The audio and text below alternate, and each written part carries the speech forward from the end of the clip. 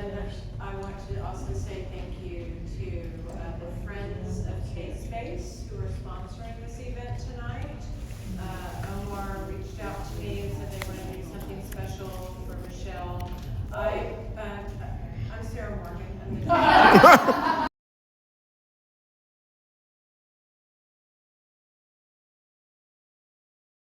the love K-Space, and together I think that we work so well together, and we give so much to our community together in different ways. We don't conflict with each other, we're not competing with each other, we make each other better. So any opportunity we can have to celebrate Michelle Smythe is a great opportunity for us. But because we love Michelle, but then when you come in here and you see the work, it speaks for itself, and the caliber is so amazing that it deserves to be here. It's not just that we love Michelle Smythe, it's that this artist whose work is in this room is so amazing that we needed to have this exhibition here. So I'm going to pass it to Deborah now, Deborah Fullerton, who is our curator of exhibitions. Am I passing it to you? Well, shoot, there's nothing else to say. The best. You probably heard this many times, maybe not in person. I've seen it and experienced it in a distant way, but this person needs no introduction, I feel.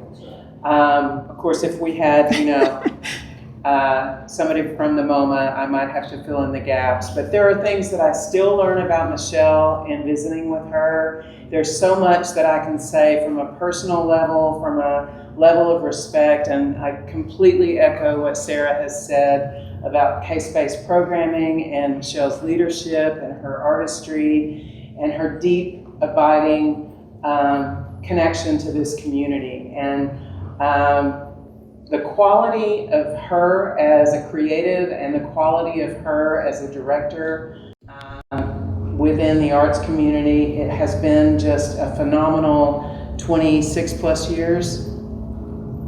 Yeah, probably since 98. I don't know. 98? Since 98. But we don't visit enough. I mean, Sarah and Michelle and I are like completely the same generation. We share almost the same month and birth year, and we just have this, mutual sense of, I think, affection and respect. And so in one visitation, 18 months ago, we were talking about what she was going to be experiencing in January of this year, and it was the reunion, the 85-year reunion of the Kilgore Rangerettes of Kilgore College. And I happened to go to Mesquite High School, and our drill team was really modeled after the Rangerettes. So they have an incredible stamp on what goes on in high schools across the state. And it's really pretty phenomenal, and I don't want to, overstep on anything that Michelle is going to share, but I tell you what, her as the person you know and love and celebrate is part and parcel to what she went through in this program. And as tough as it probably was, and I know it was, I think that it galvanized aspects of who Michelle is as a human, as an artist, as a wife, as a mother, as a friend, and as a community member, because I think it refines the fibers of who you are and your endurance and in your sense of self and your sense of self-knowledge and self-love. And she's got that in spades. She's been educated through and through. She made shifts and turns and tweaks. I didn't even realize how many tweaks, but her parents kind of said, okay, enough of NTSU, let's get you educated. So she went on and really through some really incredible mentoring with a professor, she said, I really want to pursue this series that kind of got cut off. I really think this is what I want to address and deal with. And I don't remember his name, but he said, go forth. And she did. And Alexis and I went and visited her. It's been a few months ago, but this work has been sheltered in place. And we're gonna really try to get more people to see it, because everything we're going through, everything we go through, we see the value of artists pursuing something of note, and this is work of note. Wait, we should say that we've extended the show. We have extended the show till it will be up through September 21. So please bring your friends and family. So Michelle, East Texas gal, if you didn't know that, gosh golly, I don't know how you didn't know that. But Kilgore College 2-year university, much like CCSU was, and then went on. Ultimately went to Tyler, finished her undergraduate, went off to Stephen F. Austin, reunited with a professor that she had known who really helped kind of facilitate her figuration, and through photography. He was a professor at her previous university, and that book is in her memorabilia case in the Hicks Gallery. This has been such an incredible reveal with her, and I really want to thank Alexis for all her belief in this. She said, gosh golly, I think Andrew Wyeth, I don't know, but Michelle Smith, I think so. So without further ado, Michelle Smith. Thank you. Thanks so much. It's a friendly room. These are all my friends. I'm so glad that you all were able to make it tonight. I want to do some thank yous first real quick. All the AMST staff who came and helped wrap my work, put it on the truck, and brought it here, every one of them I've hung shows for. So Gerald Lopez, Kimberly Howe, Jimmy Pena, all came, and then they all installed this. Dennis Kimmerer, and then there were a few other art museum staff that helped with that. I also wanted to say thanks to the K-Space Board of Directors. Thank you so much for giving me this event here. And then thank you, Omar and AEP Texas.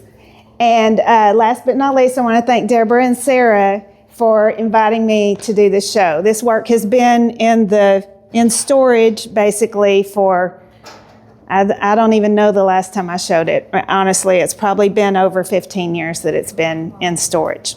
So first, what I want to do is, let me wake everything up. I guess the TV turns off after a while.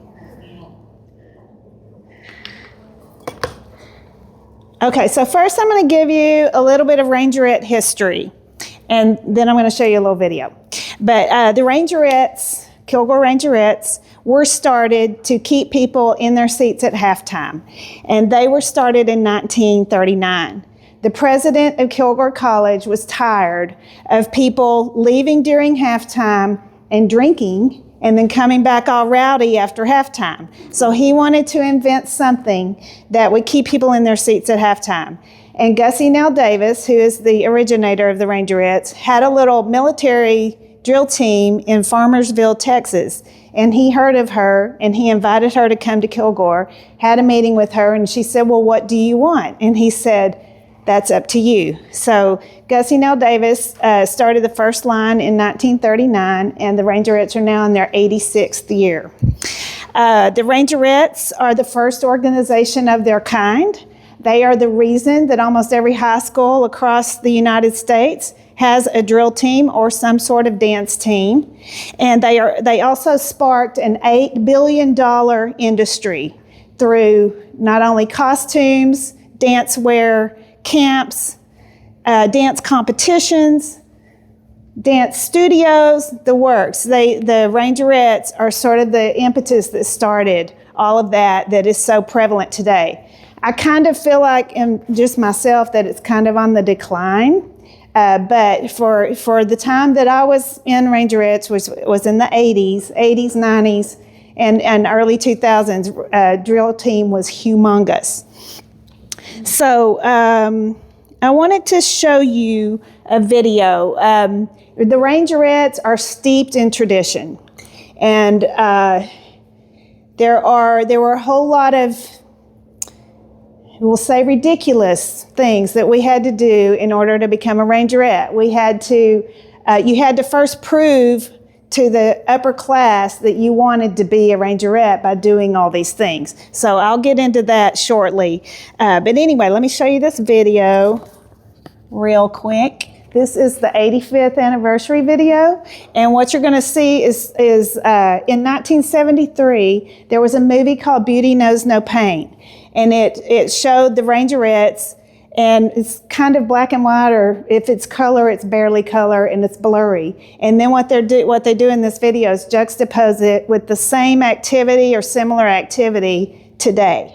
So this came out just this year, or in January. And I'm gonna, let me pause for a second. Lift your head and hold it high, babe, babe. Lift your head and hold it high, the Rangerettes are passing by. Honey, oh baby, mine. Go to your left, to your right, to your left. There you go. Go to your left, to your right. And I might cry because I do every time I watch this. The top of our Rangerettes and I welcome you. We're so thrilled that you're here, and we know you're here because you want to be a Rangerette more than anything in the world. You haven't been asked to be one. You have asked to be one. We're going to do everything in our power. Each girl here, one of these girls will be your big sister. And every girl here will be doing nothing but helping you be a Rangerette. Remember, I tried to make you one, not to eliminate you. So welcome and get ready for 2 weeks of intense work, something you will never forget in your whole life. And next year, you'll be out here doing it for another group of freshmen. He said, that's why I hired you.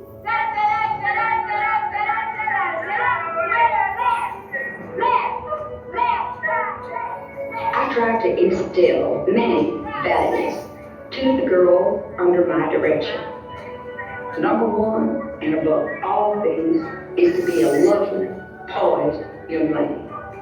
They must always be the kind of girl that you can depend on. They must have values of life that are morally sound and that fit with society, as long as it does not curb them to such a degree but that they can't be individuals.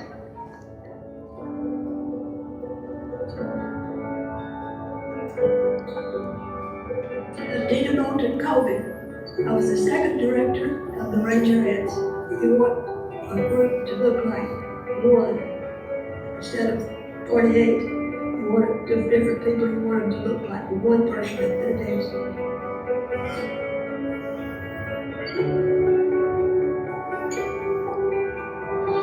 I'm Dana Blair, and I'm the director of the Gilmore College Rangerettes, and I was a Rangerette from 1981 to 1983.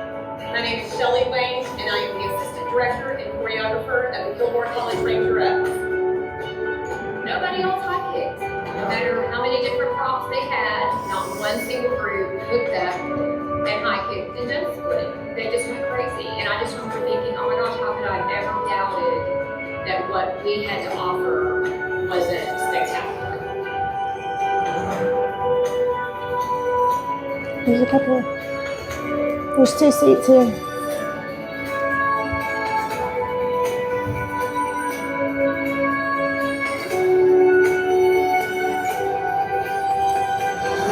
Once you see your number on the sign and you are an official member of the organization and you are a Rangerette, in my opinion, it doesn't ever go away. Those experiences should stay with you the rest of your life. I think Rangerettes prepared me to be an adult, more so than anything else.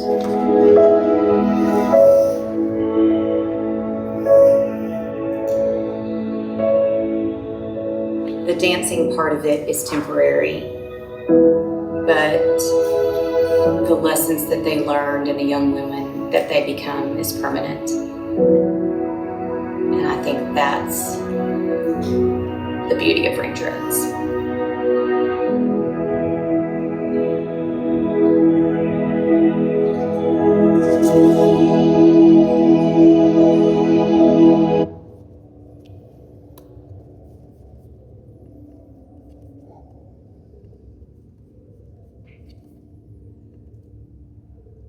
Okay, so I have a few slides. So I just want to give you a few notes before I begin the official talk. You're going to hear me say freshman and sophomore a lot. The freshmen are the incoming, Rangerettes, and the sophomores are the upperclassmen. They rule the roost. So a lot of the symbolism in the artwork represents that. The sophomores, as Gussie now said in the video, the sophomores teach the freshmen how to be Rangerettes. That's where the hazing begins. And so I was a Rangerette in the 1980s. Hazing was a big thing at the time. It didn't matter what group you were a part of, sports, Greek, dance team, band, whatever. Everybody was undergoing some degree of hazing, at least at the schools that I went to. I do want to stress that times have changed, and Dana Blair, who you saw in the video, who is the current director, there's only been, in 85 years, there have only been 3 directors of the Rangerettes. And everyone who generally works with the Rangerettes as a choreographer or an assistant director was a Rangerette also. So it's very, they don't bring in a whole lot of new blood, so to speak. But there's so many that, there are fresh ideas. But so the current director, Dana Blair, when I was a freshman, she was one of the sophomores who tried to quell the meanness that was happening amongst our sophomores. She really did try. But there were, 5 or 6 who were mean as hell, and they weren't going to let go of it. And so those few out of 30 or 32 Rangerettes kind of ruin it for everybody. But it's strangely enough, I don't hold that grudge. Well, I'll hold one grudge. But I don't hold that grudge against most of them. Most of them, it's just you kind of realize that it's part of the thing, part of the way that things were, and everybody was just doing it because everybody was doing it.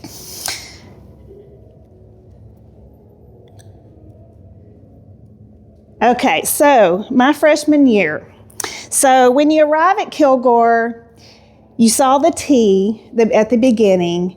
Everything's all welcoming and sweet and nice. Everybody seems like they're, normal people. And and then that night, they call everybody into all the hopefuls. And in my year, there were over 125 hopefuls. So they call everybody into the playroom in the dorm, and then they dish out the rules. And so the rules, if I wrote them all down, would take about probably 10 pages. Honestly, because there's all these micro rules that go along with the major rules. And the way that it was supposed to be is that each rule was supposed to accomplish something. So you need to wear ruby red lipstick because we need to see your smile. You need to jump up and do the fight song every time you hear the roll off. And we couldn't say roll off because we were freshmen. We hadn't earned that right yet. But every time we heard the roll off, we had to jump up and jump in place and kick our butt and sing the fight song, and yes, ma'am, thank you, and all that stuff. So, and it just got to be kind of more and more ridiculous as time went on. There was meaning behind the rules in the beginning, but then they added all these little things, like you can't say, so the beginning of the fight song, right? I'm still saying beginning of the fight song because I couldn't say roll off as a freshman. But at the beginning of a fight song is da-da, da-da, da, da-da. If anybody on campus honked it, yelled it at you, beat it on a desk or something, we had to jump up and do that fight song. And so, and there were times that I was getting out of my car at like 11 at night trying to get into the dorm, and somebody across the street honks the freaking roll off, and I am out there standing on the sidewalk in the dark singing the fight song. So it was just ridiculous and over the top. Another thing that we had to do, one of the rules, was always say hello and goodbye to your sophomores wherever you see them on campus. And it wasn't just, hello, Miss So-and-so. You said the whole thing. Hello, Miss So-and-so, goodbye, Miss So-and-so. And then you had to go get their door for them. So, hello, Miss So-and-so, goodbye, Miss So-and-so. Run to them, pass them. Hello, Miss So-and-so, goodbye, Miss So-and-so. Open their door, as they walk through. Hello, Miss So-and-so, goodbye, Miss So-and-so, and do that all the way until you got them to their destination. So it just was a super ridiculous thing, and you had to be alert at all times, because if you missed a sophomore, if you didn't see her on campus or in the hall or whatever, she was going to give you hell in practice. And that happened to me. I missed a sophomore in the hall, and she was only 3 people down from me, and she gave me, she stayed on my case for about a month afterwards, and it was miserable. That's my grudge.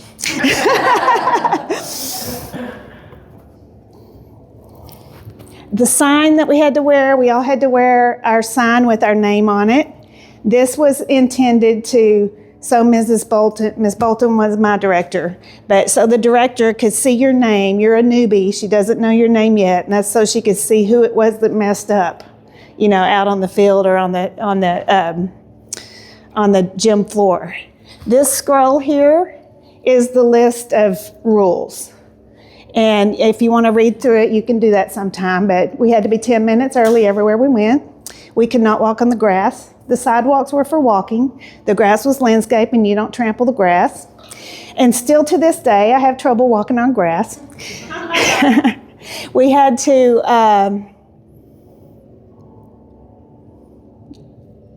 there were, just ridiculous things, like the officers started like this, right?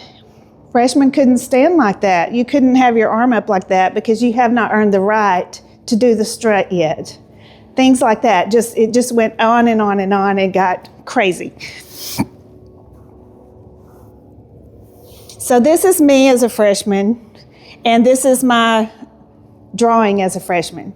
So I don't consider myself a portrait artist. I'm more of a drawer of types. And charcoal is my favorite medium. And at the time that I was doing all of these works in this room, I was coming up to my Master of Fine Arts show.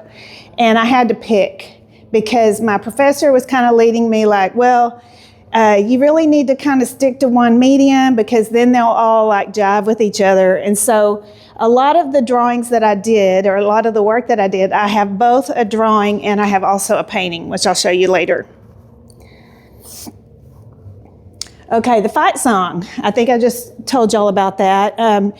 Every single practice ends with the fight song. The sophomores bounce around in the middle, and the freshmen circle them, kicking their legs up like this and singing the fight song.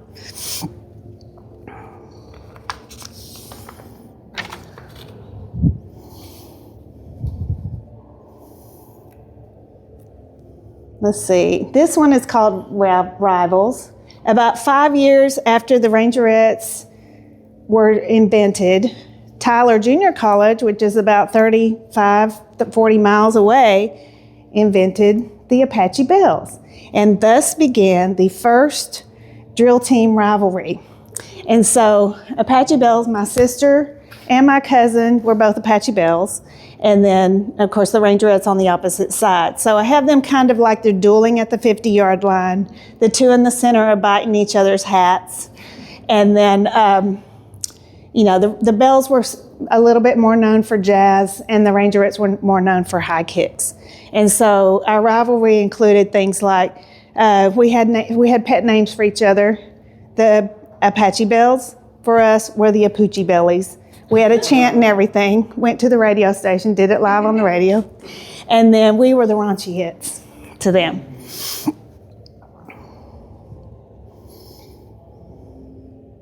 So here's just an example of one of the drawings I did, and then later I did it as a painting. So these are, so if we weren't doing all the rules just right, they would hold a meeting, usually in the 3rd floor of the dorm, at the very end of the hall, where no one else could hear or see or necessarily know what was going on. And we just called them bitch out meetings. So, and that's the painting there. But there were always, like I said, the 4 or 5 who were mean, and they were the bitchers. And then everybody else kind of stood around them in the background, and I called them the backup bitchers. And so they were just backing it up and nodding, and they were there and everything. But I think you can see in this piece my love for drawing, because I really, really feel like the charcoal is way stronger than the painting. But she has the sharp tongue. That's the one who was probably the meanest. This one's just spewing whatever comes out of her mouth, like somebody who just talks too much and can't stop herself. And then this one right here kind of there was always one who was so worried about our behavior and our well-being, and that we were not going to be passing along the right values to our freshmen when we got them to come along. And here's the funny thing. So as a freshman, you're on edge all the time. You're watching for the sophomores, because you must speak to them, because if you don't, you're gonna suffer in practice. And so you're always looking around. I couldn't even talk. I'm from Longview. That's 15 minutes from Kilgore. Most of my high school went to Kilgore, so I couldn't even talk to my high school friends because I'm freaking out, making sure I don't miss a sophomore. So you're on edge like that and it lasts like a good solid about 3 months. And so you're on edge, it's kind of a trauma thing going on. I wouldn't have called it that at the time at all. But it is kind of traumatic because you can't ever relax. And so we were talking about when we got together in January, why didn't I know you as a freshman? There were several of us. The only people you know are your roommate, because that's the one person you can talk to. But I became really good friends with several girls my sophomore year that I wasn't friends at all with my freshman year, and it's because we were all just trying to get through it. We were getting through it. We were running those doors. We were getting to our dorm room, and then we were hiding in our dorm room. Nobody's going out once they make it to the dorm, unless the phone rings, and of course the freshman has to get the phone in the hall of the dorm. Did you all live in the same hall? No, we had 3 floors. So there were, it was almost all Rangerettes on those 3 floors, but there were a few other cheerleaders or some other people who lived in the dorm. Now they have their own residence, which is next door to that building, and it's lovely. It's almost like a museum. It's got pictures all through the hallways of all the different years and art that people have made, and it's just covered in art, and it feels way more friendly. But things have definitely improved since I was there. Okay, so why did I do this series? Okay, so when I first started this series, what I really wanted to show was the strength and resilience of these women. Everyone that I was a Rangerette with were stellar people. They're all amazing people. And I knew that, so I'm in the art department of North Texas or then at UT Tyler. And I knew that when someone found out that I was a Rangerette, that their attitude towards me would shift. And so I assumed, I don't know that this is what they were thinking, it was just my assumption, that cheerleaders, drill teamers, are empty-headed, people pleasers, acquiescent, they just go with the flow, do whatever, and that they don't have a brain, And every single one of the girls that I was Rangerettes with, they are all accomplished. They all have really great careers. They're all high achievers. They own businesses.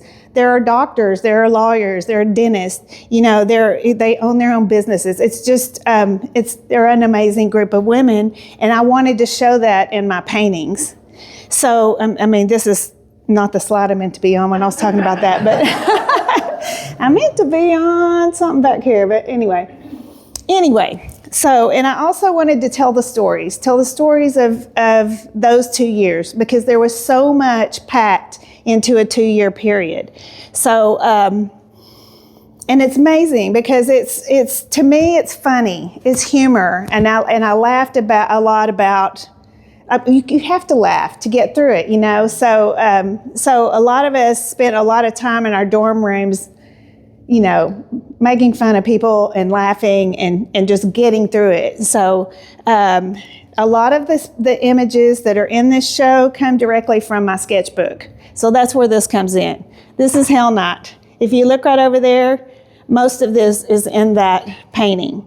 Like the girls that are in the bottom right corner doing the elephant walk, that's these right here. The ones in the 3D glasses, you'll see that one kind of in the background over there. And then we all had to wear 15 ponytails, all the ruby red on our cheeks and lips and everything. And they gave us a candy bar that's your mic, you need to hand me that back at the end of the night in good shape and things like that. So this is just sketchbook images that I recreated on canvas. Another sketchbook image. So as a sophomore, you are an advisor to 3 or 4 girls. So these were my advisees. This one, and there was one on the other side. And so I started looking at these pictures and I started thinking about everybody's trying to be picked. Pick me, you know, and they're all trying so hard to be picked. And trying out is such a vulnerable sort of thing. I mean, you're putting yourself out there. You might mess up. You might, you know, get it and go on. But what I like about these pieces is making this art is fun to me. I have fun making these characters, like these faces, and putting you know, some of them are smiling pretty relaxed, but this one's scared to death, you know, and it was scary. And I like doing those kinds of squishing everybody into a composition and putting all the different things in that make the painting or the image more meaningful. This one, Final Cut, this is another one of the caricatures that I kind of repeat. She's really the only one that I repeat in my work, but this one represents Ms. Bolton. And she was always kind of this lofty figure. She was up there. Like our gym had a great big floor and it had a balcony where the director and assistant director, choreographer stayed most of the time. And so she was always up there. We were not to speak to her unless spoken to. And if we were spoken to, all we could say was, "Yes, ma'am, thank you, Miss Bolton." And the rule for that, or the reason for that statement is that you are accepting criticism and you're showing the criticizer that you are happy to be corrected. So she will show up. You'll see she was in the freshman. She's in a couple of others. There's one in there called Mistake, which is kind of a long, skinny one. The Mistake was the very first painting that I ever did of Rangerettes, and I hadn't really developed any of my characters or anything, so they don't look that way. But in a lot of the other paintings, Ms. Bolton shows up that way, and she doesn't look like that. And she really wasn't that mean. I think I truly believe she turned a blind eye to everything that was going on in the dorms and everything that we were experiencing outside of practice. And you know, the only thing she knew about was we were late to class because we were running doors, and y'all need to quit that, you know, and you know, stuff like that. But she didn't know all of the darker stuff that was going on.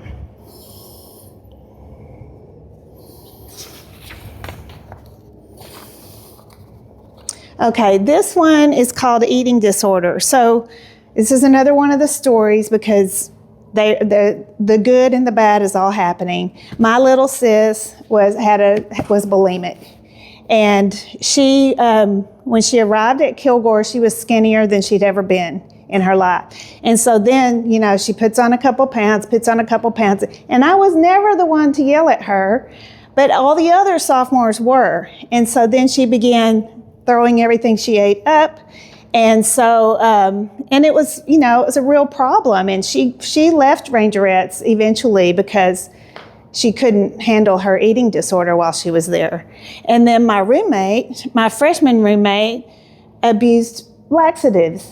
And so the day before weigh-in, because we weighed in every week, the day before weigh-in, she'd, you know, take a bunch of laxatives, drop all that, and then go weigh in. And then the sophomore happened in our room, saw her X-Lax box in the trash can, then jumped all over for that. So you can't win, can't win for losing in most things. But this painting, I'm sorry for the quality of it. It's the only picture I have of it. I did this both in a drawing, like a black and white drawing, and then I also did the painting. I sold both of them. Who buys an ED disorder painting? But but anyway, I'm thankful. I'm thankful, but this of all of these is the one that sells. So anyway, you have Miss Bolton here up in the corner. She's recording the weight. You have this one, can't believe the width of those, the size of those butt. And then this one's measuring the top. This one's jumping on her food. This one's poking her throat. And she's standing on a scale. And she's in sort of a Christ-like position. So kind of a martyr reference there. So Michelle, was that a literal experience? I mean, are you reflecting on measuring tapes and multiple faces and people around a singular person? Or was it like, get on the scale, you were 139, now you're 142, you're not going to perform? Or what did that mean? Yeah, that was the case. Sometimes you weren't going to perform. I mean, little things like, okay, when I first got to Kilgore, I weighed 114 pounds and I gained 3 pounds. And I had, we had to wear that white leather belt, cinch belt, so we could get used to kicking in it. And so my belly stuck out just a little bit, underneath. And one of the sophomores poked me in the belly, and I went like the doughboy, I went, oh, like that.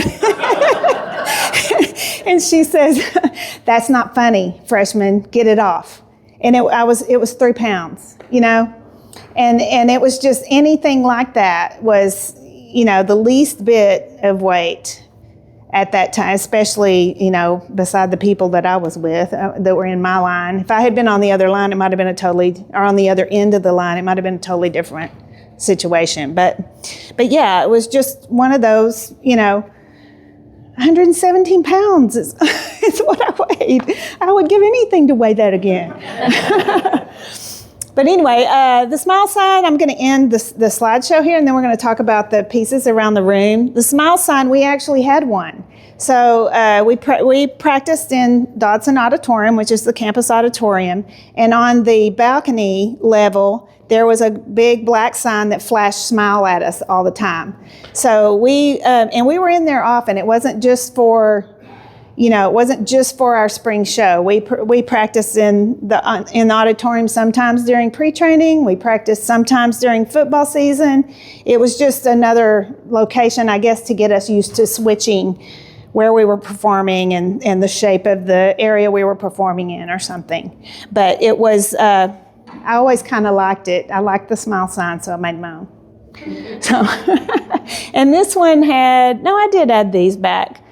The first one, when I first built it, it sat around for a while and these got real dirty, and then I had to redo the leather, and the leather represented the leather from the gauntlets that were in our piece. So, okay, so I want to point out, I'm going to go to the artwork, so if you want to turn and look, I want to talk about tryouts. So we already know that freshmen have to wear their hair on the tippy top of their head. We had to wear the ruby red. We couldn't wear makeup during pre-training, which was the tryout period. But when school started, you better have it on when you go to class. And if somebody didn't have it on, they'd get in trouble for that. But after we made the line, freshmen had to wear all black. So the contrast you see, like this one also has it. The freshmen are in black. They're the ones in the front that are kicking. And then the sophomores are in color. And in this one, it's tryouts. The sophomores were our judge and jury. And they all had clipboards, and they all had the list with all of our names on it. And they were all relaxed. We're all terrified, and we're all nervous, and we're all scared like this. And the sophomores are all just over there doing whatever they want and, being all lazy. And we got the mean one down here in the yellow on the bottom, looks like Omar. Yeah. Did y'all see my post? Omar looked at me the other night like this, and I went, hold that pose. And I took his picture, and then I juxtaposed it. I put them together in a post. Anyway, it was funny. I thought of it immediately. But the girl who's kicking off her shoe actually represents a girl she was a friend of mine. We tried out together. And every time she would mess up in tryouts. Now, mind you, once we had kind of learned the routines, they split us up into groups of about 6 each. And then those 6 would perform the routine and the sophomores would mark us. And that happened, on and on and on until tryout day. And so these are part of the 6, the last 2 of the 6 kicking down the floor. And my friend, if she messed up, instead of just getting back into the routine, she would run crying from the gym, like bawling, crying. And so they all saw that, the sophomores all saw that as weakness. And so what the shoe flying off the foot is, that didn't actually happen. But what it represents is that you're exposing something about yourself that you don't want others to see. You don't want people to know you got a hole in your sock. You don't want, and that's what I mean by tryouts being making you vulnerable, because you have to rely on your memory. You have to rely on your muscle memory. You have to hope your muscles don't pull or pop when you're trying out. And so anyway, that's just what that one's all about, really. And you see the sign in the back says "Welcome Hopefuls." Again, the friendly gesture, but they're not friendly. They're not friendly. Do not be fooled by that. Let's see. Let's talk about this one right here. So this one is called Winner's Circle. And the way that they told us or notified us that we were in or out is that they would lower a sign, which is this right here, down from behind the upper curtain of the stage. And if your number was on it, you were in. And so nowadays what they do, the Rangerettes come in uniform, and they all stand together and they give a big speech and everything's hopeful and blah, blah, blah. And then after that, they drop the sign and then go from there. My year, the Rangerettes did not wear uniforms, but that's a really powerful image when they are in uniform. After all these couple of weeks of everybody being in leotards, and then they come in uniform, it's like, wow. I still to this day I am in awe. Like when we were at the Cotton Bowl and the Rangerettes came out onto the field in uniform, and because we had to sit down and wait for them to practice because their routine was totally different than ours. But ours was super simple, and they're doing all these leaps, But anyway, they came out. And I teared up immediately, and I can't explain it. I don't know why. Even though I have criticisms about the organization and the way that things went, they still are awe-inspiring to me. But anyway, back to this. So they dropped the sign from behind, and in this piece, everyone who is in the circle, the winner's circle, they've all made the line. She's jumping up and down. Oh my God, she's doing a cartwheel. These girls are hugging. But in the dark is this one who's, what do you do while everybody around you is jumping around and hugging, And then we have this one. This was actually based on an image, like a photo I saw in an annual. I tried to find it. I can't find the picture, but the mascara was so dramatic. So anyway, she didn't make it. There's somebody's number. They crumpled it up and threw it on the ground. The girl running out the door. So you know how auditoriums have side doors, and they're like for fire exits or whatever. So the year that I tried out, a newspaper article came out the next day, and it talks about 2 girls bursting out the side door because parents and friends are not allowed in for this particular moment. They can come in later. They have to wait outside until everyone knows who's in, who's out. And then they let everybody in. So the reporter was out there with the parents. So the beginning of the article says, first a brunette and then a blonde run out wailing. they had not made it. And so that's sort of my representation of that newspaper article. And then this one here, this girl is stomping on her 45 record. Y'all know what 45s are? I know most people in here do, but I don't know, do you? Bruce Joseph?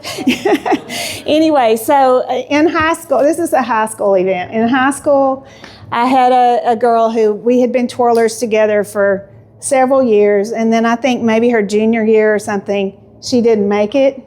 And again, everybody's inside, the people who've tried out, the judges, they're getting the results. Everybody who's waiting to hear outside the gym, waiting to see who made it. And she goes out there in front of all those people and stomps on her record. And I just thought it was so, I mean, come on, you know, you can't hold on till you get home. I mean, anyway, she was a little dramatic, but anyway, that's that girl. I know her since like 8 years old. But let's talk about, this is Hell Night over here. Hell Night happens, so when I tried out, it was a 2-week process. And so you know, and we practiced 3-hour practices a day. And then a couple of nights we had like a talent night and we had a modeling night or something. And then Friday night of the first week, we have Hell Night. And after all that stress, we've had to learn all their names. We've had to say, yes, ma'am, thank you, pretty much only for a whole week. Unless we were in our dorm room, we talked like this, nobody cares. We've had to learn all the routines. Some of us have strained muscles, you know. On Friday night, we meet in the auditorium, and Mrs. Bolton goes over the fight song with us. And she is drilling us on the fight song, and drilling us and drilling us. And all of a sudden, we start the fight song, and the sophomores come down the aisles in uniform, go up on the stage, and do the high kick. And I got chills already. But so it's one of those nights where it's like a very magical moment. And then they come off the stage and they get mean again. We are, you know, everybody's yay, blah, blah, blah. And then they come off the stage and they're mean, but they're funny mean. They're saying things like, Sharon, do you have to wear those braces tonight? You know, things that they can't possibly change, can't possibly fix. So anyway, Hell Night looks really bad, but it was actually the most fun night of all of the time in in pre-training, because we were having to do this ridiculous stuff, but we're laughing under our breath. You know, I mean, everything and the things that they were making us do, like they would say, do the jazz routine, do it extra sexy. Why are you acting like a slut? You know, things like that. It just went on and on and on. So we had to have our hair in 15 ponytails. So on the bottom here, you see the girls with the ponytails. The girl that's laying back upside down with her head behind the powder is frying like bacon. The girl with the powder and the chocolate is throwing, they just threw chocolate and powder and stuff all over us. They took us to what they called the pit. And like, if we didn't do something right over here, we got sent to the pit. So that's where the girls that are way in the background bowing, kind of. I don't know if you can, let me get over here. These are two girls bowing.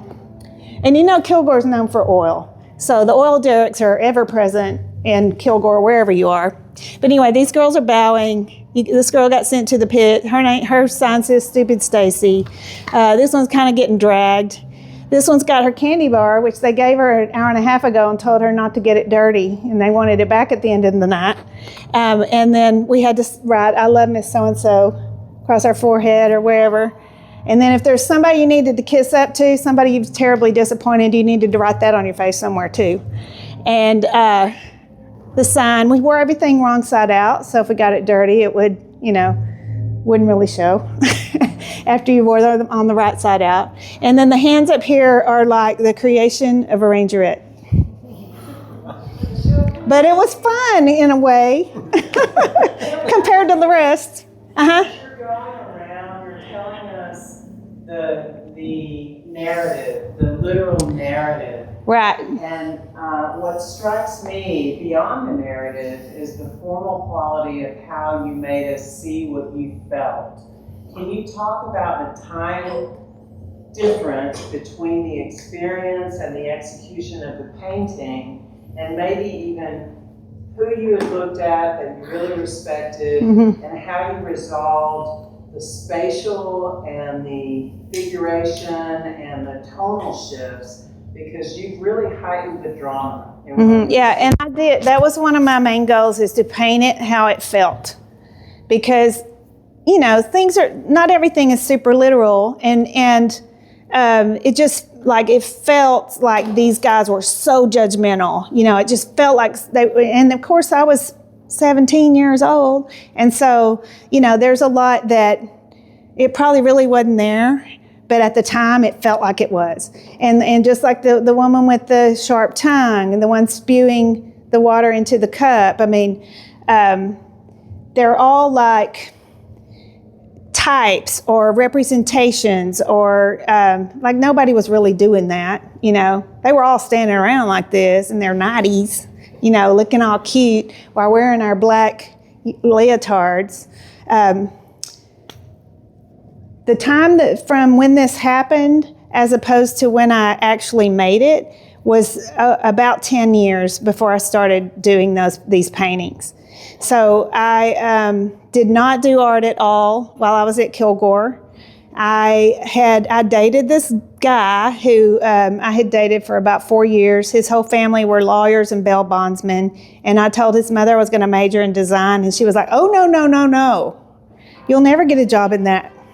And so I didn't. So then I went off. Then we broke up. I went off to North Texas. I'm near all the great museums in Fort Worth, Dallas. Started taking design classes, started going to those museums, and like, this is my thing. This is what I'm doing. And so in the beginning, so since I didn't really have a lot of art instruction coming up, like as a kid, I did things, like I made a whole Barbie catalog, you know, with all the different colored swimsuits. But I mean, I had a big old thick thing that had drawn all these, you know, Sears catalog things, you know. And I even tried to make a wheel out of my tricycle to throw on, you know. So I did have leanings toward art. In East Texas, art is not seen as a viable thing to pursue. You know, it's a craft. It's a pastime. You know, it's a thing you do, you know, on the side. And so I just didn't until I got away from East Texas. So I want to tell you a story about this one here. Did I answer your question? Not completely. Okay, what else?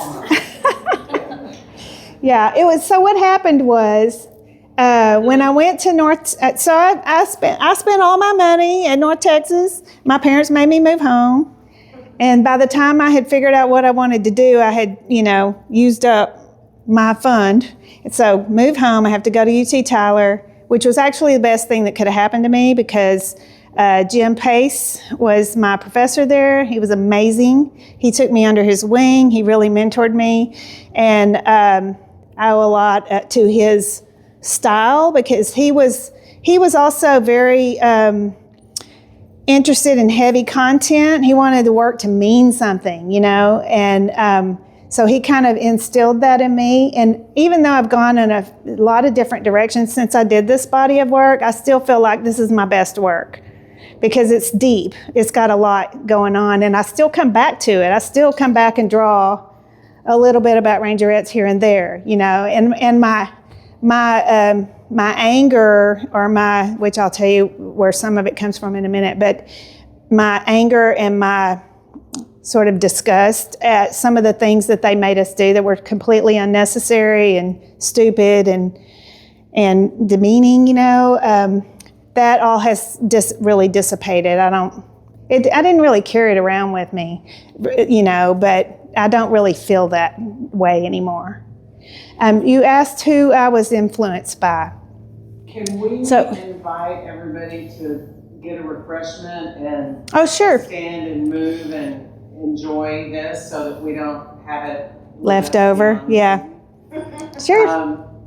I love that you're going around the room. Can you move around the room with the work? Sure. Of course. Huh? Everybody up? I only have this one. Yeah, I only have a few to do, so. I want you to talk about that one. Okay. Because I told her I didn't want to. I told her I might skip that one. But yeah, I'll talk about it. And if you have questions, just ask them. I don't, I'm happy to answer.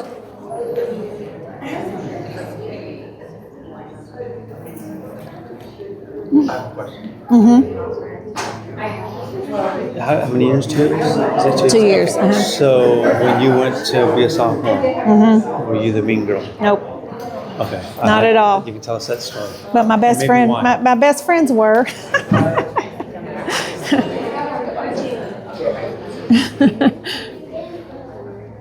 So Michelle, I did not mean to bust your party. No, it's okay. I just wanted you all to move and Yeah. feel the space and see the work. Greg just said something really germane to what you said recently, that the other women that went through this with you, you have such high regard for them and they are thriving in their lives. And he said, and Michelle is director of K-Space, so case in point. So I think that, there's so many disciplines in life that people go through that when they make it through the trial, they become galvanized. And I'd really love to hear, it sounds like you endured a lot and you shared a lot and you would get together and support one another and you're still friends with so many of those people. And you've thrived and you've arrived.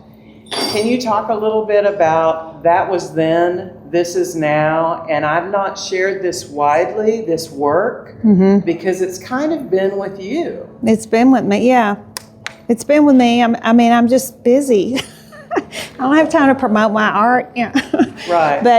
But yeah, so I think that all of these things that we all went through together, we were all going through the same thing, but we were all, especially our freshman year, still kind of separate because we were just, like I said, just getting through it. But going through all that, and then when we finally could all talk to each other and become friends, we share that. We have a very strong bond. There's no sisterhood like Rangerettes. There's nothing like that. It's military-like in a way. You go through all this stuff, and then you have these sisters or brothers or whatever it is that have shared the same experience as you.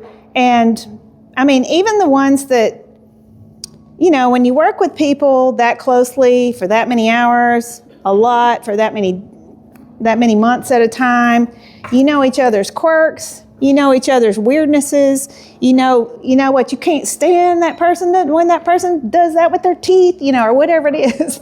But somehow, none of us hate, none of us, we all have really good relationships. And we may not talk every day or anything like that, but we've got a huge group text that we're talking almost every Saturday morning. Somebody's talking about something, It's just that going through those sort of tribulations together makes you bonded in a way that nothing else does. So. I think too, as a former advisor, and you were taking classes. And we were taking classes, and we had to keep our grades up. Yeah.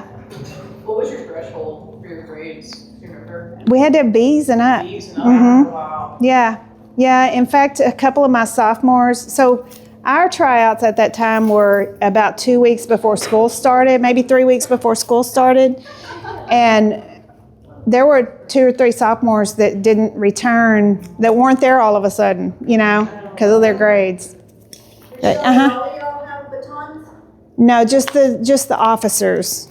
Freshmen could not touch a baton. You did not earn that right yet. So. I asked you earlier, can you talk about your second year? Did you become a mean girl? I did not become a mean girl. I was one of the nicest ones. And myself, and then one of my friends that I became friends with later after the freshman year, Brenda, we were talking about this in January. We're like, so when this is kind of a weird thing, but and it's a today story, not a way back then story. But when we arrived in Dallas for the Cotton Bowl, they had a lot of our freshmen were at the same hotel as us. And we started all noticing, man, they're kind of rude. You know? Well, there was a group of them that had just agreed never to speak to us anymore. And Brenda and I are like, well, why aren't they speaking to us? We were nice, you know. But it was just really weird. And there was one who never, like, if we would go and talk to them, they would talk back to us. And they would relax a little bit. But there was this one who just openly snubbed anybody. Her best friend would talk to us, and she'd stand there, you know, and she looked really hard, like she's been through some stuff, you know. She looked really bad, and our joke was, well, she's been pissed for 40 years, you know. But it was really strange, and the girls that I stood in line with, like, that were on either side of me, and the ones that I was friends with, none of them were there. So to me, I was like, oh my God, I didn't know our freshmen hated us so bad. And on the other hand, we see our sophomores and we're all running, you know, and hugging them, and it was just so strange. But I think they had, like, a group of them just said, we're not talking to them. But if we talked to them, they'd talk back. Do these friends of yours that were of your generation and beyond go to your website and comment on the work that you posted? They comment on things I post, yeah. Yeah, and then one of the ones who wouldn't talk to me wants to know if I got a print of that. Yeah. I mean, it's just funny. So I don't know. But like, I just refused to be that person. I didn't want to be the one that the one I'm holding a grudge against still to this day. She was so mean. But okay, so the story back here. So my real sister, tried out for Rangerettes about 4 years after I left. And at the time, she had hair down to her butt, and it was super curly. She has crazy, unruly hair, unless she aired, you know, now she blows it dry. She's been blowing it dry straight for so long now it doesn't do that. But at the time, bang, you know, 80s bangs teased up to here, you know, and then curly. Well, for this hairdo, so we had to wear the hair on the tippy top of our head. Well, then when we were sophomores and our freshmen had that, perms were in. Everybody had a perm. So everybody had these giant bushes on top of their head. And Ms. Bolton said, I can't tell how tall you are. Y'all are going to have to bobby pin that down, which was another rule. You had to have 50 bobby pins in your hair because you needed to make sure you knew how to use a bobby pin and make sure that when you wore your hat, it had 50 bobby pins in it, because you are not losing a hat on the field. And they would test you. Like when we first began putting on our uniforms, the sophomores would come in and bop your hat like that and hit it hard. And if that hat moved, you didn't have enough bobby pins. So what happened with what became the onion was the bushy ponytail was up here, and Ms. Bolton couldn't tell their heights, so she said, bobby pin it down. So the hair is up, you can't have anything straggling out, so we use dippity-doo, which is basically gel now. Dippity-doo, bobby pins, and then they had it up here, and then they bobby pinned that down on top of that. So Ms. Bolton could tell their heights. And that became known as the onion. And they wore the onion for I don't know how many years. But it's like that. Hazing evolves, you know. It probably began as a ponytail to get your hair out of your face while you were dancing. And then they said, put it on top of your head. And then you know, now you've got hair, all your layers are falling out. You better bobby pin that stuff up. So it just snowballs until it's a ridiculous rule. So in this bitch out meeting, and we did not do this. We did not call out our freshmen, have them stand up and chew them out. But this line did. And they had my sister stand up and chewed her out for not being able to control that hair. And we're talking about 1.5 feet or 2 feet of hair almost, you know, trying to manage it into the freaking onion. And so anyway, I think that things that happened to her, like I heard some horror stories from her years, but things that happened to her angered me more than the things that happened to me, you know. So it was, you know, I just dealt, you know, but now it's happened to my sister, you know. And just like my little sis who had bulimia, you know, now it happened to her. So anyway, but that's what that's about. That's about my sister. And then this one is called Blackballed, and she's my rebel, and I love her. And she actually came from a Vogue. I had a Vogue magazine that had this gang of girls strutting down the street, you know, and her shirt just hit right there. And so anyway, there were girls who, in Texas, a lot of the drill teamers in high school go to camps. And then if they're really good, sometimes they get hired to teach camps before they're even in college. So then the Rangerettes who were teaching camps, because Rangerettes taught a whole bunch of those superstar drill team camps, and they might get to know this younger one, and she might have done something that was questionable or maybe gave her a bad reputation. And then they'd come back to us and go, oh, we're not going to, you know. So they'd blackball her before she even had a chance. And you know she was a good dancer because she was teaching drill team camps, you know. So that happened. That happened multiple times. So there's a little target on her arm, which is she's become a target. The bad reputation probably wasn't even true. You know, probably never even happened. Who knows? But I kind of dig women who buck the system a little bit, and I had a lot of fun painting her.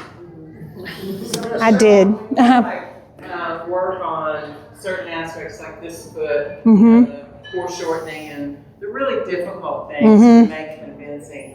Are you getting somebody to model for you, and do you take photographs? Well, How do you do that? most of these I modeled for myself. Wow. I have a mirror in my studio, and I'm like, or I get in whatever position. Like I needed this seating position. We had to sit. This was Rangerette seat position. They always cut sit in Rangerette. And I had my husband take pictures of me in that position. You know, just if the foot's coming straight out, I'd take a picture of that. Sometimes I can find pictures. Speaking of Rufus Lovett, he was a student at Stephen F. Austin at the same time I was, and he had a box full of Rangerette photos he had taken, and he gave me all his proofs. And so I worked from his proofs a lot. They were black and white, so they were some were kind of hard to do in color, but I used that book that's in that case in there. That's a lot of those pictures. So It's so phenomenal. Yeah. It is so Thank you. phenomenal. Like, yeah, your foreshortening. Sorry. Well, thank you. Okay, so let's talk about, yes, ma'am, thank you, Miss So-and-so. Okay, so I feel like there's a lot of sort of contradictions in Rangerettes. You're supposed to be prim and proper. You're supposed to be a lady. But meanwhile, we're under right before halftime, we're under the bleachers, stretching, rubbing our muscles. And so really that's what that's about. But it's also kind of like kiss my ass, you know, because almost all I said for a good 2 months was, yes, ma'am, thank you, Miss So-and-so. Yes, ma'am, thank you, Miss So-and-so. Yes, ma'am, thank you, Miss So-and-so. Smile, smile, and smile some more. And so that was just kind of like, it was more of a composition than a real story there. I wanted to do that girl stretching at the top, and then I just, you know, the bending over, the butt in the air. Every high kick is a crotch shot to the audience. Some of the strut, like you'll see in the other room, are actual, flip your skirt to the audience, you know. I mean, those are actual steps in the actual strut for the officers to come onto the field. So it's kind of flirty. I mean, and you know, the Rangerettes are way more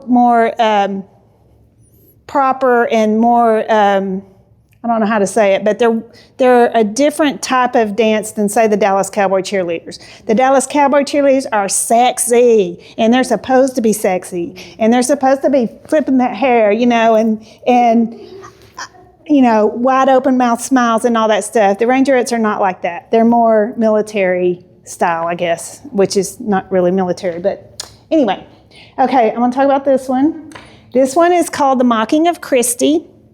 And this is probably one of the fastest paintings I did in the whole series, because I'm laying in bed about to go to sleep and this idea comes and I'm like, oh my gosh, that's funny, I gotta do it.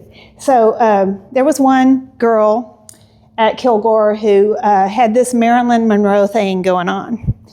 And she had a red Corvette that said perfect on the license plate.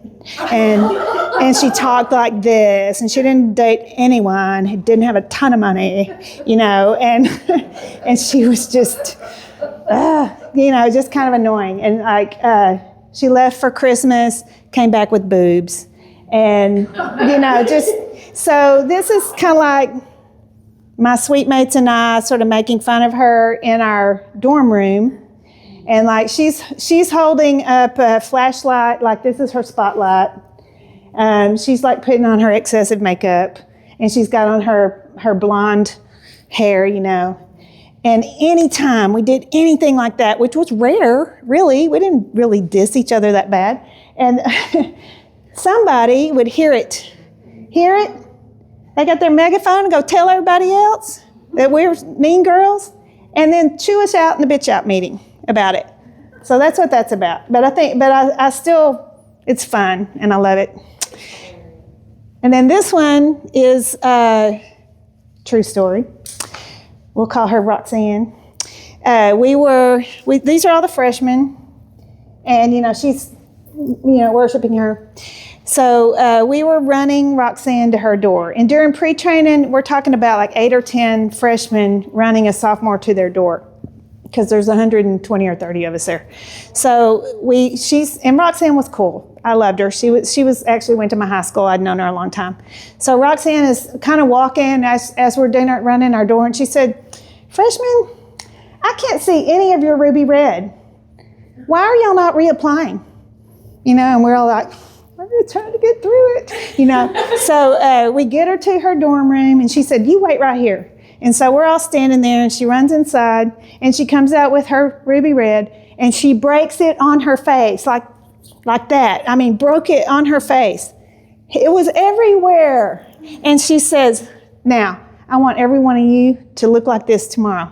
And we did it. We all went to practice for the rest of pre-training with ruby red. That's why I never wear it. I might wear it to wig out. But but that's it. I don't dig ruby red lipstick anymore.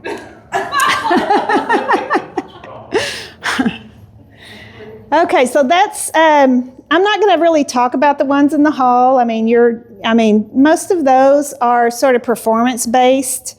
There is the high kick, and something that you might not notice unless you look really close is there's a lot of little. Like I used to do sort of activated backgrounds with words, like you'll see smile or smile some more, smile anyway, that kind of stuff. And so that kind of appears here and there. It's kind of like a subliminal message, you know, smile anyway. You know, that's what gets you through things is smiling and laughing at it anyway. So, anybody have any questions? Yes. So there was 100. How many people made it? Well, my year about 34, I think, made it. 32 or 34. I don't know exactly. Okay, so things have changed a lot. Now, they don't pick, okay, when I tried out, they would pick up to 60 for the line. And then they would pick another 12 for alternates. And the alternates did everything all the other freshmen did, but they didn't get a uniform. And then at the end of the semester, they got the chance to try out again. And then out of those 12, they might pick 4 or 5. And so it's super unfair. So that has been changed. They don't pick alternates anymore at all. And now they pick whoever's good. So if they might have 65 on the line at one time, 48 perform on the field when they're on the field. And there's always 8 or 10, that can fill in when somebody's hurt or sick or whatever. So, and then like when we tried out, it was a 2-week ordeal. It's a long process. Well, now they've already tried out this year. They've already picked the next line. They send them the choreography in YouTube, and they learn their choreography before they get to Kilgore. They have 3 days of tryouts, and then they're done. And I read all the rules just to see how the change was happening. And really the director and assistant director and choreographer pick with assistance from the sophomore Rangerettes. So in my year, we were working hard to please the sophomores so they would pick us, because they were the vote. And let me back up a second. That's what this is about. These are all the sophomores sitting we went to a classroom. She wrote it on the board, she put the number in, raise your hand, out, raise your hand, maybe. And then the maybes got called back or something, or maybe we discussed them and made them an alternate or something like that. So now they have less power. Dana has taken the power away from the sophomores, which is brilliant because it really did. Nobody can be blackballed now.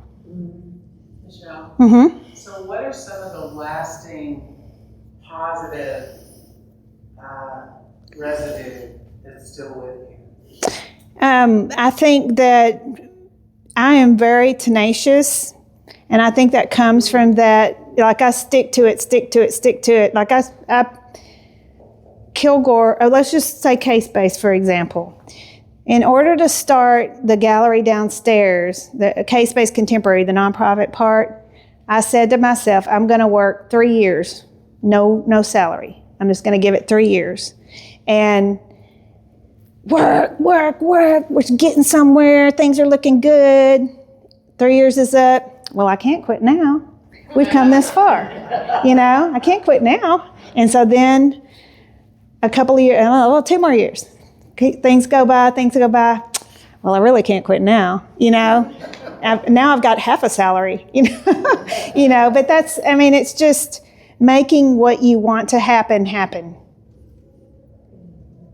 I think, and just sticking to things. I think poise comes with all of that. We had to model. We had to get on the mic and announce our little sis. We had to do things that I would never have done had I not, at that time. Now I have to, but back then that was terrifying to me. Oh my God, I got to talk into the mic. 18, yeah. But we'd have to go up and say our name and my little sis is blah, blah, blah, and do those things. But there's, I think it gave me a whole lot of confidence that I wouldn't have had otherwise. The friends are amazing. They're still, I still love all those girls. I think you have a real skill at dealing with a lot of different personalities. I do. With a real even yeah. approach. I think that's part of it because we're talking about 30 other people. Some are super anal, some are real loosey-goosey and just show up because I'm here, and you just kind of, I don't know, I do agree with that. I think that comes from that, for sure.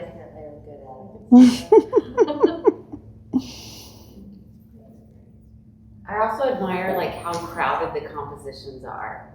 You could have gone the other direction and said, I'm going to tell the story of Roxanne, or I'm going to tell a story of the girl in the orange skirt, right? But the compositions are so crowded, and then you create these super theatrical spaces.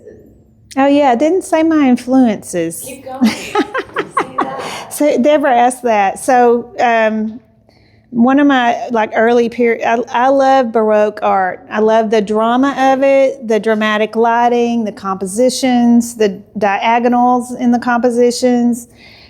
So that's one major influence. I also love expressionism. And I don't think my work really looks like expressionism, but I just love it's also kind of dramatic and strong, and Max Beckmann, Kathy Kollwitz, people like that.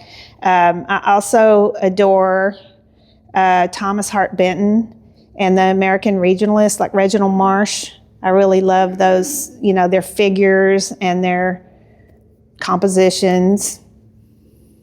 I have a little bit of a, what's it called when you have a fear of a blank space? Yeah. I have a little bit of that. Horror vacui, yes. Max Beckmann, for sure. Yeah, he's one of my favorites. Yeah. And then another one he's Biggers, John Biggers is another one of my most favorite artists. I don't think my work looks like his either, but oh my God, I love his work. Yeah. The Rubens Room. Oh my God, yes. Rubens is Baroque, yeah. I love all of that. But I also love, like abstract expressionism. And that's the thing. When I first started doing art, I wanted to be an abstract artist. But I just can't make that work for me. It just doesn't really.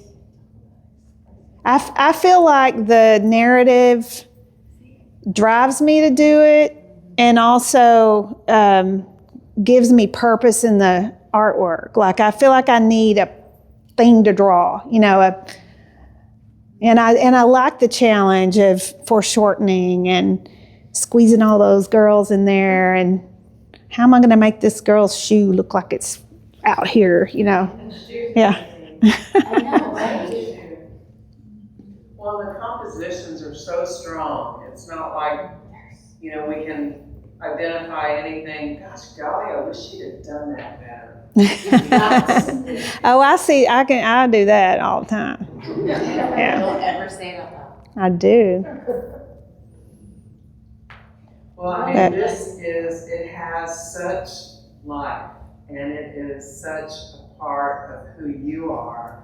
And yet, as many of you have said about you, you are skilled, you are warm, you are talented, you are versatile, and the virtuosity of this is amazing. And yet you've done dimensional things, and you do installations, and you really look at the world around you in a way that is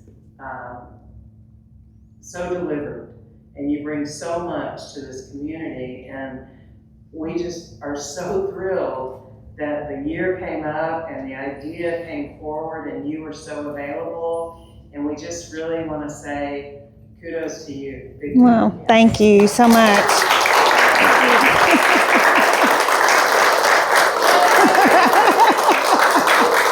Do you want me to curtsy?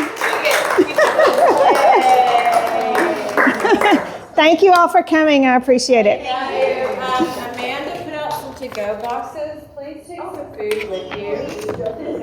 Oop, I gotta turn this